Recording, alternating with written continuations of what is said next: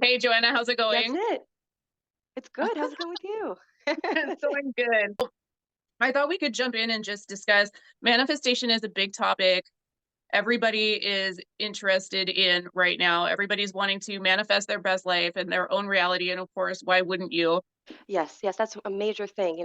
Everybody and their mom is doing the manifestation. So I think it's a topic that'd be really good to talk about because there's the pros and cons, and especially the myths, and then our own experience that, we have conclusions of that, right?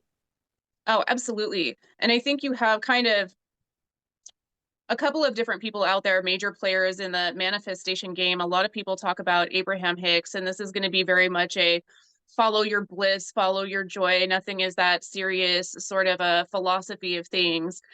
From your Yeah. perspective, what do you, where do you kind of fall on that spectrum? So, manifestation, right? The word, like you mentioned, gets thrown around so much.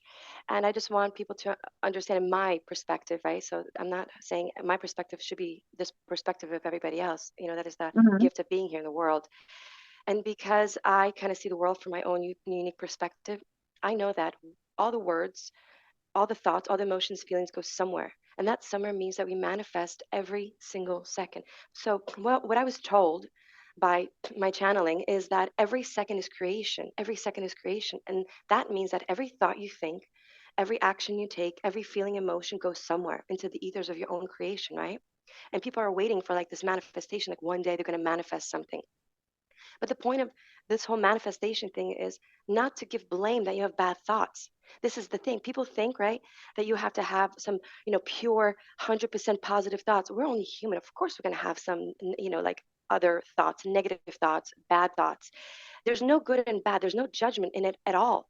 It's just realizing where you put your focus. If you put your focus on bad, then you're kind of like a magnet. You just get a little bit more of that or the good. When we give that focus, we have to understand that there's no blame. And the second one is that when you manifest or create every single second, that this manifestation goes out and is connected to everybody else, into the world. And everybody else is going through their things, good and bad. So by going through good and bad, it's part of your lessons. Like you need to go through the bad because it's what you signed up here for. And that's very important. Let's talk about how manifestation, you can manifest, I think we were talking about this before, and I'll let you talk, is you can manifest thinking bad. You can manifest thinking good, right?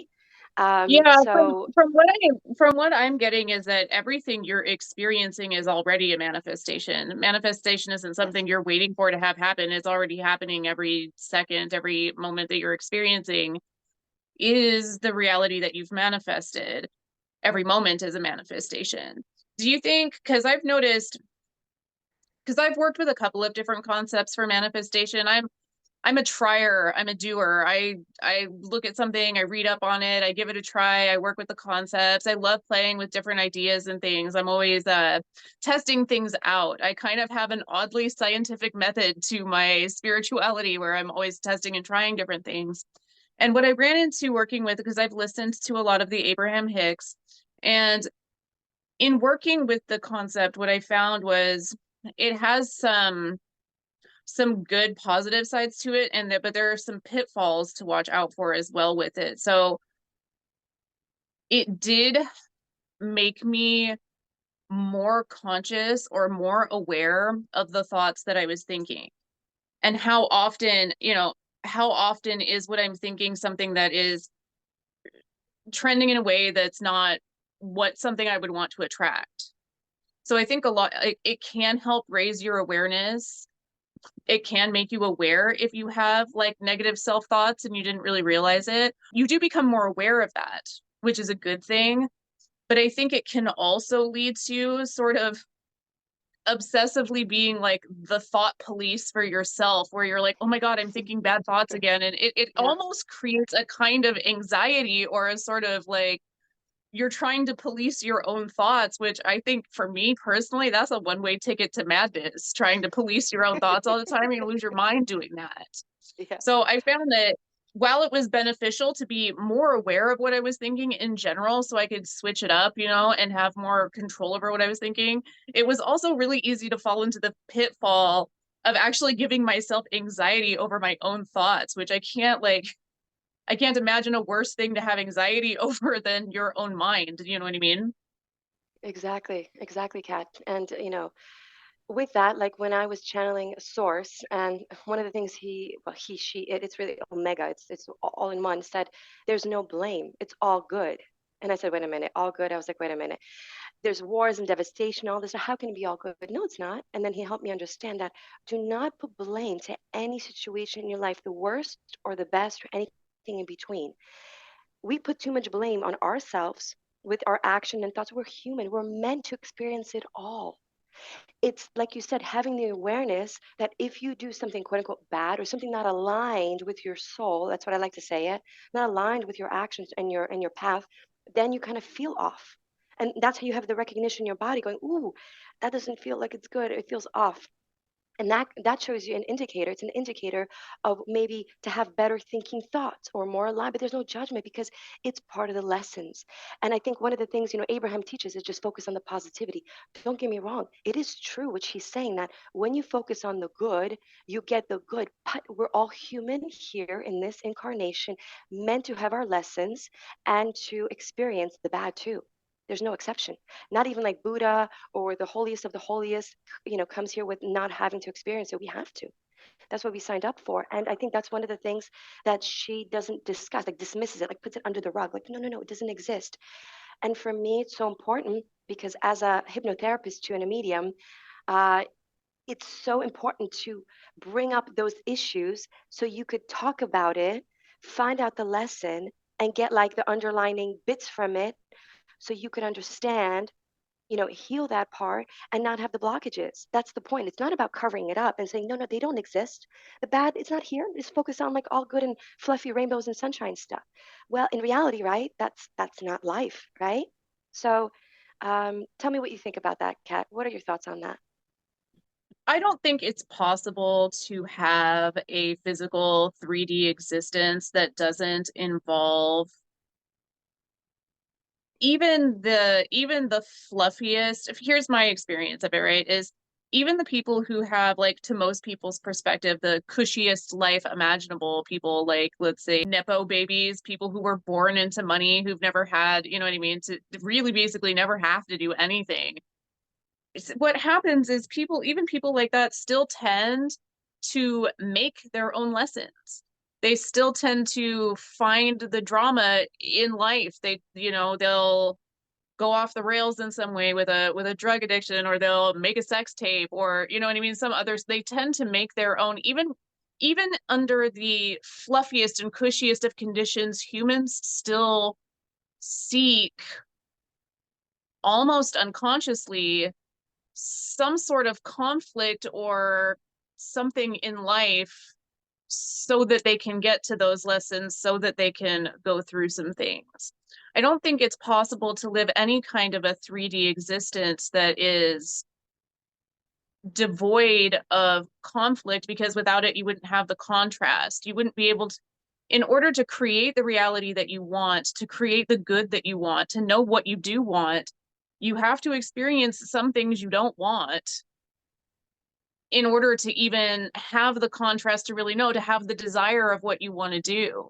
So I don't think that's really possible. And when I was looking at things from a broader perspective, like contemplating what unconditional love is, because that's what spirit or source is unconditional love.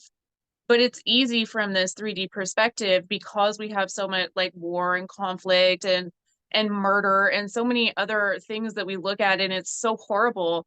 We've defined good and evil as humanity as, evil being anything that causes suffering, and good as anything that alleviates suffering. But from broader perspective, there's no suffering happening. It's not a physical reality.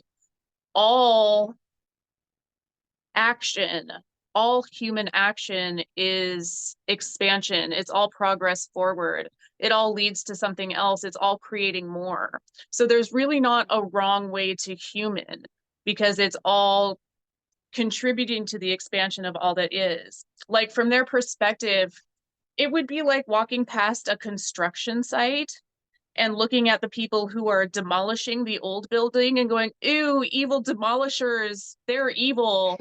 And then looking at the people Yeah, building new stuff and being like, oh, wonderful builders, they're good. Like, we yeah, wouldn't do that. From our human perspective, we look at a construction site and we understand that things have to come down or be torn up, the ground has to be dug up in order for something new to be built. We understand that exactly. on a construction site, but we have difficulty stepping back far enough in our perspective to see that much of what happens in our physical experience is a similar idea from broader Yeah, perspective. exactly, Kat. When you said the really, hit home, I think for so many, because you don't know good until you have bad, and you don't know bad until you have good. Really simple. So for you to even understand, the good, you have to have the bad. You have to, because it's the perspective. And once you first have the awareness of the perception of the good and the bad, then you have a higher perspective, and this is where the shift happens. So right now, this is a very unique time in humanity, the ascension. What does that mean, the ascension? Well, what does that even mean? That just means it's the simplest form is just shifting perspective. It's actually like, in a sense, extracting yourself from where you are and looking at it from like a bird's eye view onto the situation. Really, that's all it is. It's like kind of stepping away and going, ooh, I see this, like a neutral state. And that's what I do in hypnosis. I put my client in a neutral state as the observer. That's all you are. You're just observer of your life. You're just creating this movie. And the more we become the observer of all situations and become neutral, and not react, respond, to the situation from a higher perspective, going, okay, I see what's happening. And this is where you actually accelerate and shift your perspective. And if you live your life with just knowing every situation happening to you, good or bad, everything in between is happening for a reason. And when you Mhm. trust that and know that all situations have their purpose and place and they serve a purpose, even if you don't understand it, you might and you might not, or you might know later, is that once you have that perspective, then you start to live your life differently and you start to have different thoughts. And then those thoughts become your actions and your actions become your life. And that's how you Mhm. raise into a higher, you want to say, dimension, perspective. And that's how you shift. The shift really is actually simple. It's like people try to find a way to overcomplicate it, but um, but it has to have in two parts. And as much as I love Abraham Hicks, trust me, I do respect her highly. And she's right what she says. She's missing that other piece, which is so important. She has that happy, fluffy part. But what about the other part? Because you have the yin and the yang. You have the contrast. You have the good and the bad, and you have to have it together to be unified, complete. So it's Mhm. so important to have both. And if you don't, I then think the aspect that is not healed, yeah, yeah. Hmm. I think the biggest mindset shift for me in all of it that really made the whole thing come together, and it's a hard leap for people to make because the pain is so real, right? Like, we as humans are capable of going through some things that feel absolutely horrible. And it can very much, there's a tendency to, though, that hate and that blame and everything that comes from that, the wounds that are inflicted on us, all of that is an emotional blockage, like you're talking about. And for me, the biggest mindset when I really not just realized but knew that I am creating my own reality and I always was, meant that I had to accept that the things that happened to me, I attracted those things. Hmm. I created my reality. Hmm. And that is a hard ask for people, at least up first, to be able to say, yeah, I attracted that. It sounds like victim blaming. It sounds counterproductive. It sounds like something we don't want to be putting out there. But once I was able to accept, truly accept that I created my own reality and I created it for a reason, it was so powerful. It was like taking all of my power back from those people. Yeah, there was no That person blaming. Yeah, is yeah. not Hmm. responsible for what happened to me. I'm Yeah. responsible for what happens to me. and I'm responsible for what happens to me moving forward. I can control my reality. It's an emotional and difficult jump to make, especially for people who have had serious trauma situations. Yes. And like I said, it sounds like a hard thing to say, you know, Yeah. It's but probably one of the most challenging for people. yes, Yes. Yeah. making that Hmm. mindset shift and really, really being able to take responsibility for the creation of your own reality is also so empowering. All of my energy that I ever gave to anyone who hurt me, all of the tears and the things I'd been through, all of that energy came snapping back to me. It's my power. It was never Yeah. anybody else's power. It was always my power to create my reality. It's a super powerful mindset shift, but it Yeah. allows what it's it's not even forgiveness, because it's a mindset shift that allows you to skip. There's nothing to forgive. It's broader Yeah. perspective thinking. There was never anything to forgive because it was always my reality to create. Hmm. Does that? Oh, that's beautiful because one of the things that I was teaching in my course, the mini course that I have, is one of the first things, right? The first things, other than the awareness and the perception, after that, the next step is acceptance. Now, right, what does that mean? It's kind of like you explained it, and I was going to add to it, is when you accept your life exactly as it is, and I know it's hard for people to go, okay, I attracted that, horrible situation, but when you extract yourself, I came into this life with certain lessons that I signed up for. This is my belief because I also see spirits, ghosts, whatever you want to call it, and I had so much information that they gave me. It made me conclude this, that we came into this life with certain lessons, and let's say one of those lessons was one or many of the challenging situation that the soul has signed up for, because all it really wants is to experience everything, and that includes the good and the bad. Okay. And there's no blame. The source told me there's no blame. It's like, imagine you coming here, like, why would I sign up to that? Because the soul just wants to evolve. The soul just wants to experience. How do you evolve? The thing is, when we have impactful moments that really impacted our soul, that is the biggest. There's a quote that says, the biggest pain can turn into your biggest blessing. Because if you don't have the contrast, and trust me, I've been there, and I'm sure so many other people, Uh-huh. when you're in it and you have it, you can't really process it. You're just kind of in it. And then after the fact, maybe you can sit back and go, what, process it. And that means kind of first accepting that it just happened, period, that it happened, not putting it under the rug like it never happened, didn't exist, it happened. And you Mhm. have to face that. And if you have to face that with maybe a therapist or somebody you trust and you feel safe with, I recommend that. And that's number one. And that way you feel safe and comfortable and in good hands, that there's somebody for you to. And after you process it, then it's about understanding the underlying reason for it, because a lot of people could sit in that space for like their entire life, right? This blame, Yeah. and they want to blame everybody else, the circumstances, their life, their parents. But especially my hypnotherapy, when I regress them back to that impactful moment and they're absolutely neutral, and they just kind of talk about the situation as an observer, and they understand it from just the situation, like from somebody else, like it wasn't them, it was just looking at the situation, why it happened, and the lessons from it, right? It doesn't mean that they forgive. Forgiveness just means really just accepting it and forgiving yourself for not giving yourself blame. Forgiving means not forgiving the person, not forgiving the situation. Forgiveness really just means accepting it, just to lay that that weight off your soul. And yeah, I just want to add that in because that was really, really important what you said, Kat, about the acceptance, because that's one of the main things when manifesting is, once you accept the situation, that burden is released and it's no longer part of you, and you're open to the like the miracles and all the good stuff coming in. You have to make space.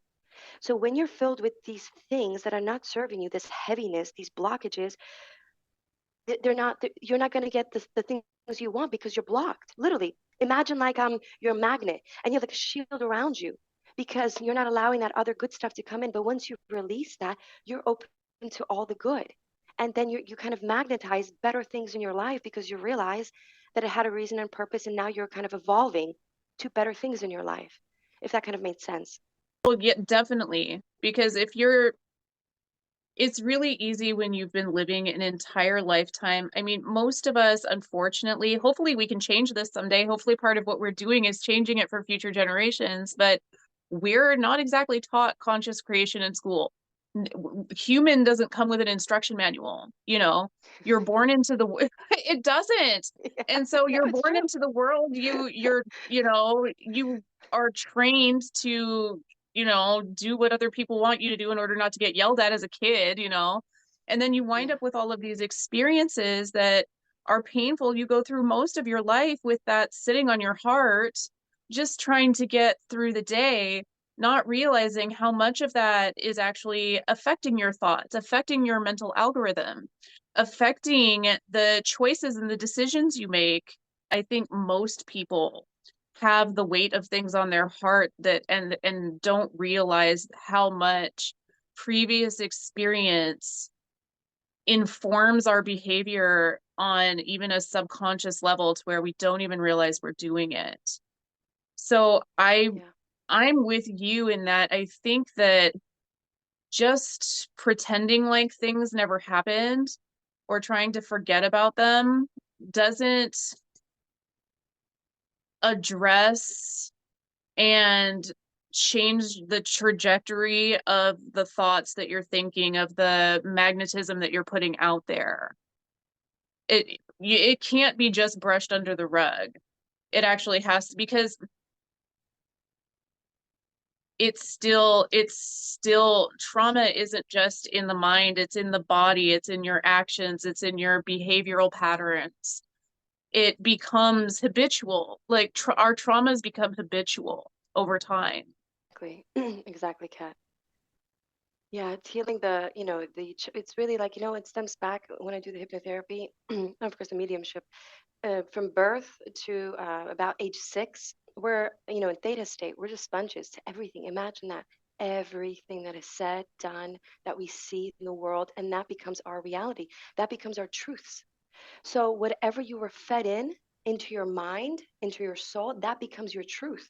So my truth may be different from your truth, along with whoever you know, and each individual has their own truth. They're not wrong. But now when you kind of become an adult, you have to kind of extract what truth is serving me and making my life better and improving myself and getting me to kind of the life that I actually do desire, that I want, and what's not, vice versa, what's serving me and what's not. And it all stems back, like you were mentioning, the subconscious programming, right? It's our system. It's a system that it's like, yeah, it's a computer system.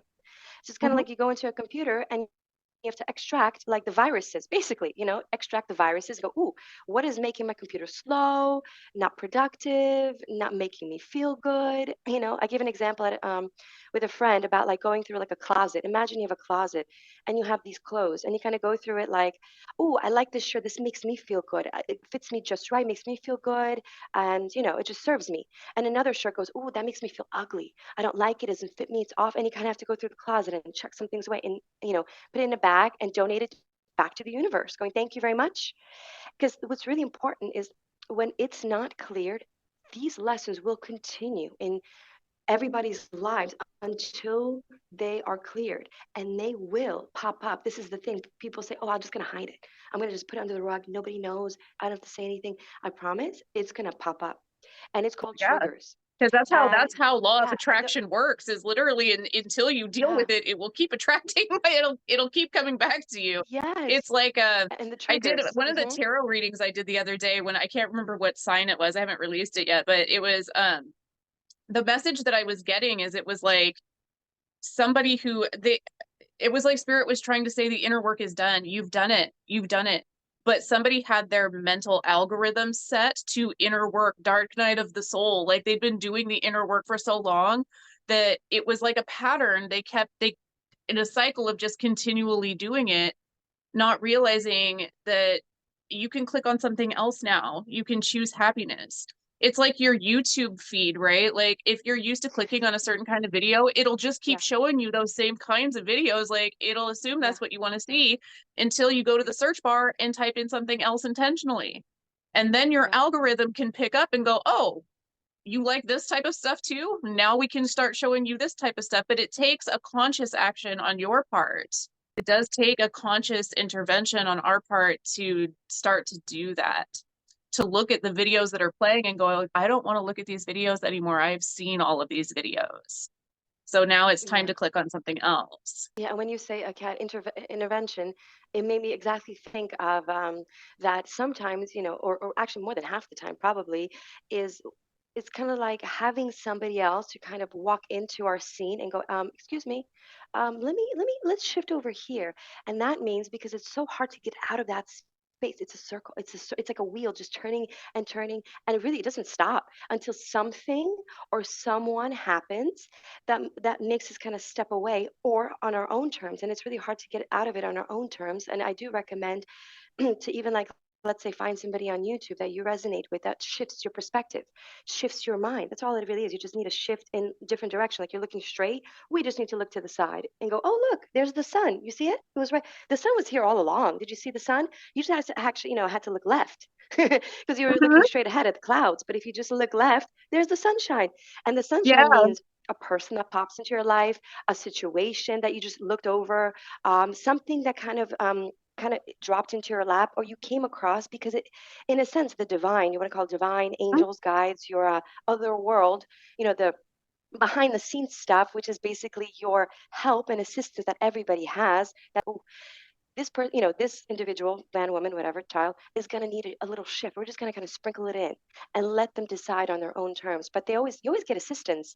You do. You don't actually go through your whole life in the same wheel until your departure. Like there's these events that happen that make you shift. But it's also a choice, right? And that's why we're here. You and I, Kat, are here to discuss these things, to bring an awareness to these things that are so important to talk about. And like we started this talk, whatever you want to call it, because we noticed that there was things that are not being discussed. We're like, wait a minute, there's a gap. Okay, this needs to be said. Like, there's needs to be a shift because it's not just Abraham Hicks with the fluffy stuff. What about the other part? It's important too, right? So, and this is so awesome talking to you about this stuff.